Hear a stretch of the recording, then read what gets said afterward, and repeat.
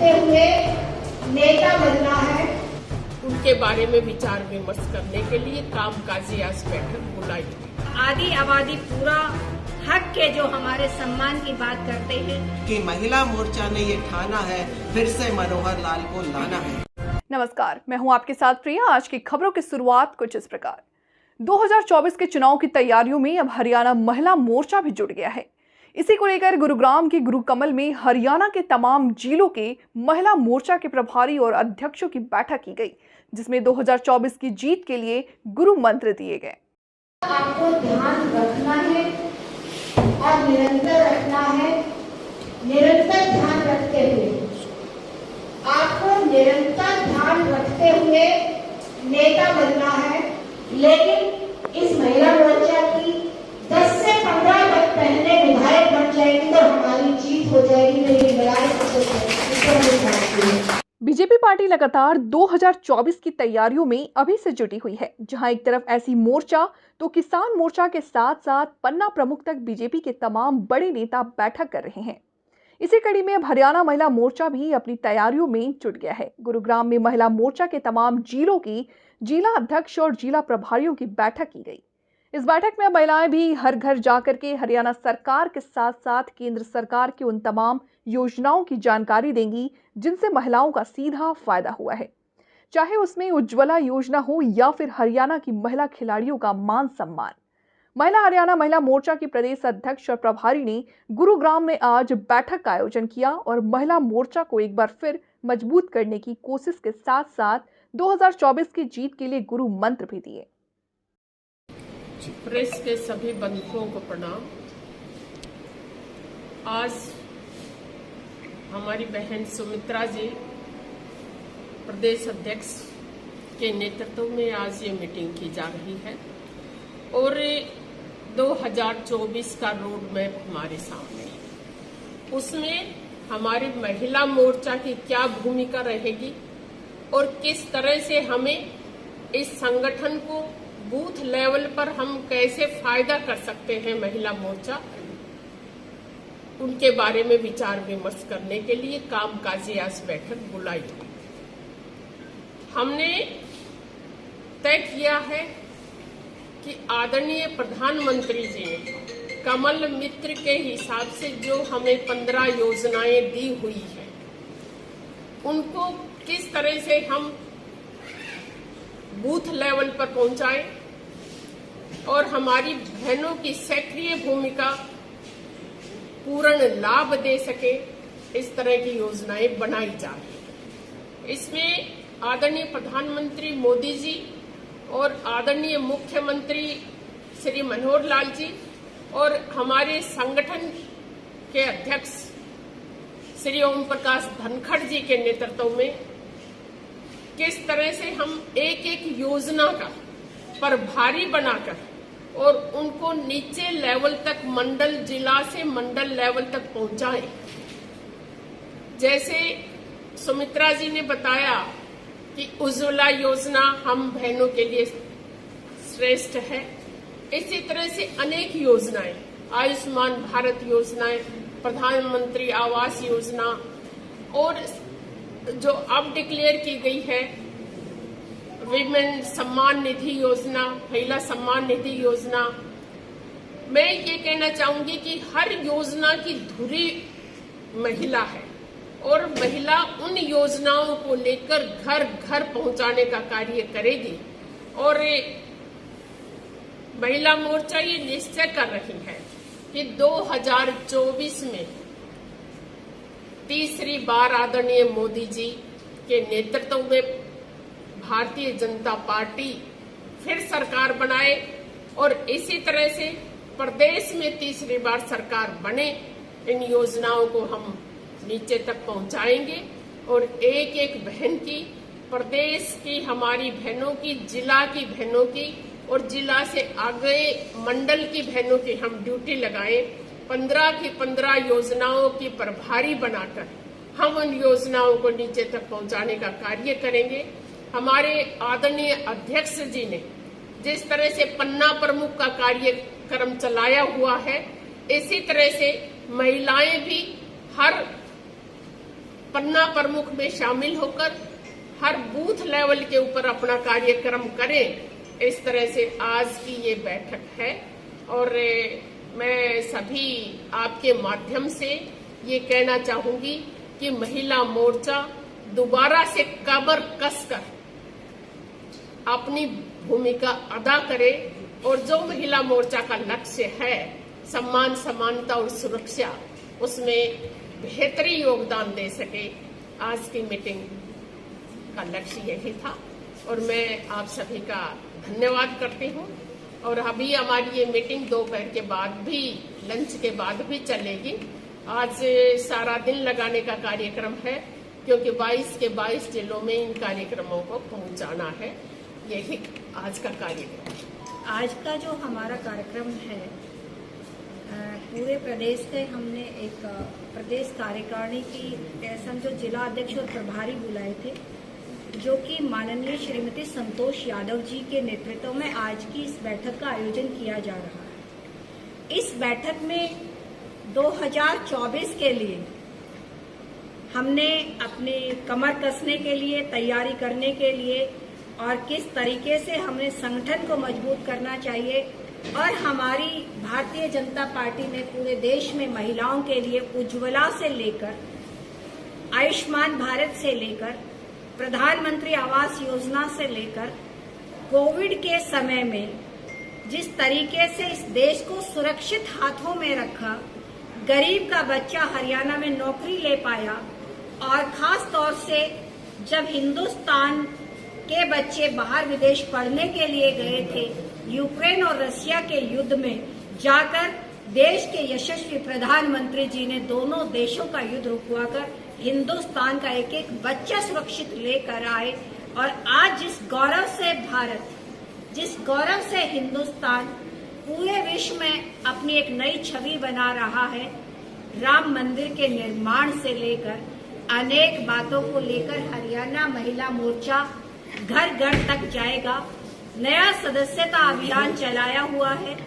अभी हर घर की महिला, आदि आबादी, पूरा हक के जो हमारे सम्मान की बात करते हैं, आज की प्रेस वार्ता में जो हमारे आने वाली 15 जो लोगों को लुभाने वाली स्कीम्स हैं और हरियाणा महिला मोर्चा किस तरीके से अपनी रणनीति को लेकर एक एक महिला भारतीय जनता पार्टी के साथ कैसे आए, उसको जागृत करने के लिए और अपने साथ लेने के लिए हमारी बेटियां नरेंद्र मोदी जी को और मुख्यमंत्री मनोहर लाल जी को आज धन्यवाद क्यों करती हैं। ये वही हरियाणा है जो 2015 में बेटी बचाओ बेटी पढ़ाओ का सपना संजोया था, जहां गर्भ में बेटियों को मार दिया जाता था। आज वो संख्या कैसे सुधरी, आज हमारी जो खिलाड़ी बहनें हैं पूरे विश्व में कैसे लोहा मनवाती हैं, इस सारी बातों को लेकर भारतीय जनता पार्टी की बिना खर्ची बिना पर्ची की सरकार और हमारी बेटियां कहती है thank you Modi ji, thank you Manohar ji, और अनेक योजनाओं के सहारे हम भारतीय जनता पार्टी जो गौरव है आज हमारी बेटियों के लिए खेलों में नाम नहीं कमाती, पढ़ती ही नहीं, रोजगार में भी समर्थ महिला, समर्थ भारत तक का सपना लेकर आगे चलती है आयुष्मान भारत की तरफ। और मैं कहूंगी कि विस्तृत रूप से आज जो प्रेस एड्रेस करेंगी वो हमारी प्रभारी श्रीमती संतोष यादव जी एड्रेस करेंगी। आने वाले समय में गुड़गांव फरीदाबाद में निगम चुनाव भी होना, महिलाओं को तमाम प्रकार के प्रोग्राम में लगा दिया जाता है। सुबह से शाम तक घर छोड़ करके मेहनत करती हैं, फिर जाके घर का भी काम करती है। मूल सवाल ये है जब टिकट देने की बात आती, चाहे जिला पार्षद का हो, पार्षद का हो, मेयर का हो, विधानसभा का हो, कोई जनप्रतिनिधि का हो, तब महिलाओं को उधर कर दिया जाता है और पुरुषों को टिकट बांट दिया जाता है। कहा जाता साहब हम तो 33% महिलाओं को, कितने परसेंट आप महिलाओं की टिकट पार्षद या मेयर के चुनाव में करवाएंगे, आप ये बताइए। हमारी भूमिका संगठन की भूमिका है और संगठन से ही पार्टी बड़ी होती है।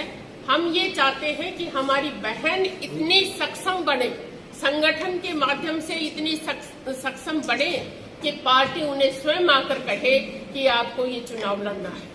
ये सारी कई सक्षम है, कोई मेयर का आवेदन दिए हैं, कोई किसी चीज का, उनको जब आप फ्रंट पे लाओगे तब ना वो अपनी मतलब उस चीज को दिखाएंगी। हमारा उद्देश्य सम्मान, समानता, सुरक्षा, और उसमें हमारी बहन ट्रेंड कैसे होंगी, संगठन में कार्य कर अपनी भूमिका को प्रदर्शित कर यहाँ एक एक बहन को कहा जाता है कि आप अपनी भूमिका तय करें। और जिस तरह से हमारे पुरुष भाई आगे आकर कार्य करते हैं, उसी तरह से आपको आगे बढ़ने का कार्य करना है। हम ये मांगे कि रिजर्वेशन करें, हमारे ये % जो हम स्वयं उस भूमिका में आना चाहते हैं कि हमें पार्टी आकर कहे कि आपको ये चुनाव लड़ना है। सुप्रिया जी, पूर्व मंत्री संदीप सिंह के ऊपर आरोप लगे थे, खिलाड़ी महिला ने लगाए थे, किस तरह से अब पूरे मामले में देख रहे हैं लगातार वो खिलाड़ी न्याय की मांग कर रही है? मैं आज कहना चाहूँगी, सबसे पहले तो आज जो हमारी बैठक है इसको अभी डाइल्यूट ना करें, क्योंकि ये बहुत ज्यादा महत्वपूर्ण है। आपकी बात का मैं जवाब जरूर दूंगी, अलग में दे सकती हूँ। आज जो संगठन को मजबूत करने के लिए 2024 का एजेंडा को लेकर, और भारतीय जनता पार्टी ही महिलाओं की हितैषी है, कई बार साबित करती है। और रही कल भी एक नियुक्ति हुई, तो वो भी हमारी एक बहन ममता यादव थी, आपके माध्यम से बधाई देती हूँ। ज्योति बेंदा भी हमारी बहन थी। और अर्बन लोकल बॉडीज में जो चेयरपर्सन चुनकर आई, वो महिला साथी ज्यादा चुनकर आई थी। और हरियाणा सरकार ने सबसे पहले लोकल बॉडीज में 50% की पैरवी की, तो वो हरियाणा सरकार मनोहर लाल जी की सरकार है। और इसी तरीके से यहाँ पे कल्पना चावला का प्रदेश है, यहाँ पे साक्षी मलिक का प्रदेश है, यहाँ हमारी बेटियों का प्रदेश है जो प्रतिभा में कहीं पीछे नहीं है। निश्चित तौर पे राजनीति में मेरिट के आधार पर जंग जीतनी होती है, जंग के फार्मूले होते हैं, विनेबिलिटी सबसे बड़ा क्राइटेरिया होता है। और राजनीतिक दल भारतीय जनता पार्टी ऐसा है जो निश्चित तौर पर जीत के आएगा। आपकी बात की मैं चर्चा बिल्कुल करूंगी। नियम, कायदे, कानून, चाहे मुख्यमंत्री हो, चाहे कोई मंत्री हो, कोई साधारण व्यक्ति हो, बेटियों के सम्मान में भारतीय जनता पार्टी जब तक आरोप लगाना और सिद्ध होने में जो फर्क है, जो करना चाहिए, बेटियों के साथ हरियाणा महिला मोर्चा खड़ा है और खड़ा रहेगा। बेटियों का सम्मान सर्वोपरि है। 3 नगर निगम के चुनाव होने हैं, तो आप भले ही कह रहे हैं कि पार्टी खुद से टिकट दे महिलाओं को, लेकिन क्या आप अपनी तरफ से मांग करेंगे कि 3 में से एक तो कम से कम किसी महिला को उम्मीदवार बनाया जाए? कोई भी महिला राजनीति में बाबाजी बनने नहीं आई, राजनीतिक चुनाव लड़ने के लिए आई है। और पार्टी का जो सर्वे कई तरह के करवा जाती है, विनेबिलिटी क्राइटेरिया रख के जरूर दी जाती है। मैंने कहा अर्बन लोकल बॉडीज में ज्यादा चेयरपर्सन बनी, तो क्या पार्टी ने उनको टिकट नहीं दिया था, चुनाव नहीं लड़वाया था, क्या जीती नहीं थी? आगे भी यही होगा। भारतीय जनता पार्टी सबसे बड़ी पैरोकार है 50% को आगे लाने के लिए, उनका सम्मान देने के लिए। आपने अभी मुख्यमंत्री जी की काफी तारीफ की है, उन्होंने ये किया है, वो किया है। आप ये चैनल रखे इनको सुनते भी होंगे आप? सुनती हो। अभी कुछ दिन पहले एक पुरानी खबर चली थी कि एक जज के दिमाग में कुछ गड़बड़ है, आपने सुनी थी? उसके बारे में कुछ कहोगे आप? मैंने क्या कहा, आज मेरा जो एजेंडा है, हाथ जोड़कर अनुरोध करती हूँ कि इसको ना एजेंडे, आपके इंटरव्यू का जवाब दूंगी। नहीं, पत्रकार वार्ता में सारे मैंने क्या कहा, जवाब दूंगी। मैंने कहा मैं जवाब दूंगी, अभी दूंगी। नहीं, प्रतिबंध नहीं, पत्रकार वार्ता का मतलब नहीं कुछ बंद नहीं, मैंने बंद नहीं कहा, मैंने जवाब दूंगी।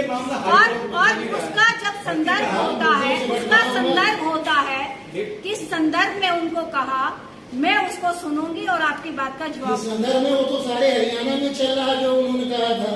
अभी मैंने सुना लिया, मैं सुनकर आपका जरूर जवाब। कांग्रेस का होता था, आपने सुन लिया होता।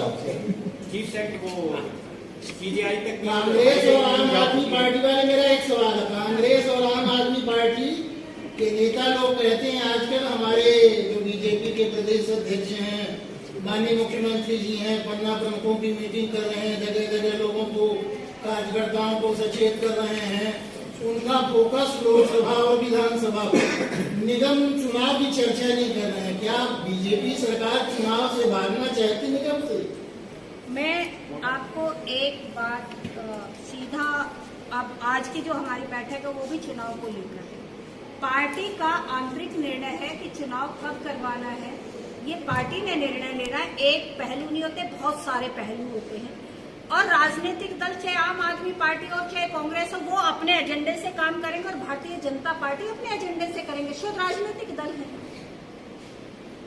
मैम, आप महिलाओं की बात कर रही थी अभी कि बहुत कुछ किया है हरियाणा सरकार ने, आपके मंत्री का आरोप लग गए। साक्षी मलिक की आपने बात की, उसको अपने न्याय के लिए उसको जंतर मंतर पे बैठना पड़ा।